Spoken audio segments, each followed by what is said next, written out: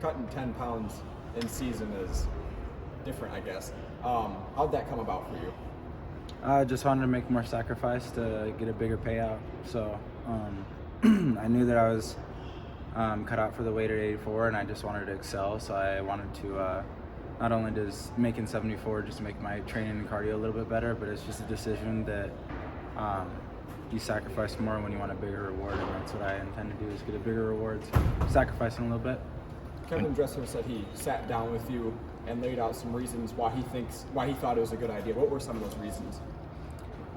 Strength, speed, caliber of guys, the weight itself, potential, stuff like that. It's a dream and a desire, and nothing's unattainable, and it was something that I thought was a good decision at the time, and I still do believe and back it, and we're on the road to success, so here we go.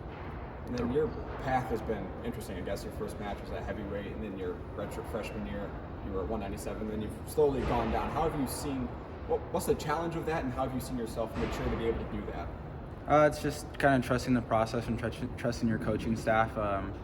When you come into college, you have your own ideas and stuff like that, but you kind of got to be a team player, and at the end of the day, you're working on yourself as a whole, as a human, and a lot of those decisions when it comes to my weight and my wrestling process, it's can't be as selfish as I want to be, because everything's a culmination of how I'm making myself as a human, and I think that I've taken the right path, and I think it'll pay off.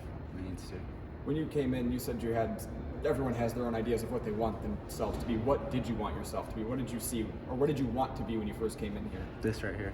Okay. Everything I've done, everything I've accomplished, I'm humble, and that's where I'm at, is where I'd like to stand, and obviously I'm still hungry and pushing forward, and I want the best. I want the heights of the mountains, and that's what I'm training to do. What was the process like of getting down to 74? Was it like half-ass keto, or what would you do? Running. Is it?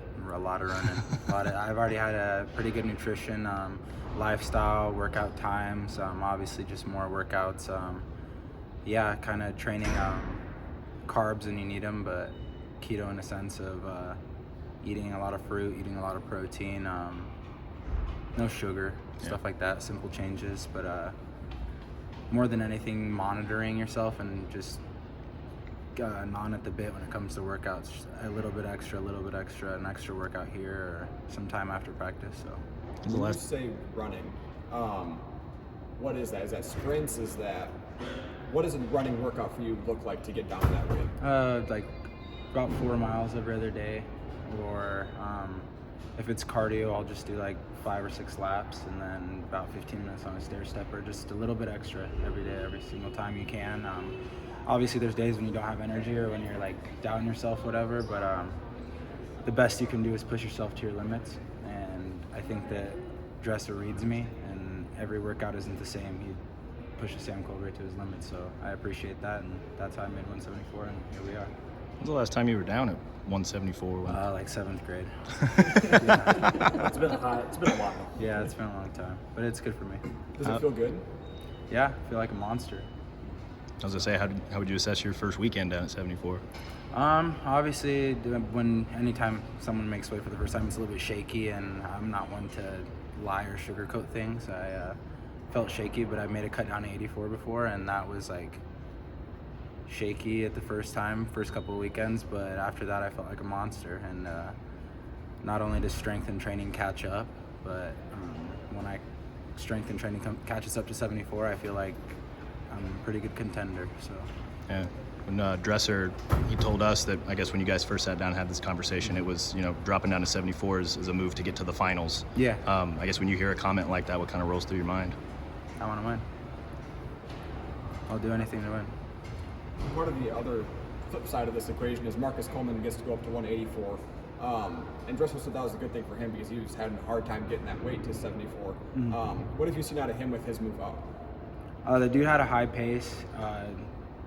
Marcus Coleman's always been a contender in practice for just me and David Carr. That's a key component to both of our styles, both of our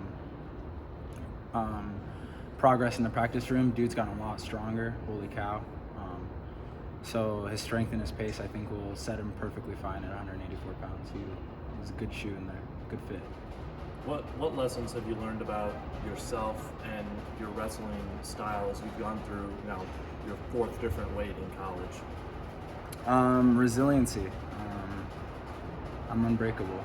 I mean, obviously everybody wants to excel and you want to be the best, but how many times can you succeed when the dice are rolled at you and they're not in your favor, right? And that's just a culmination of the things that wrestling has taught me as a human, and I'm appreciative of it. How do you guys kind of rebound from just an okay weekend of wrestling, and now you get back into the flow of duels? It's the process.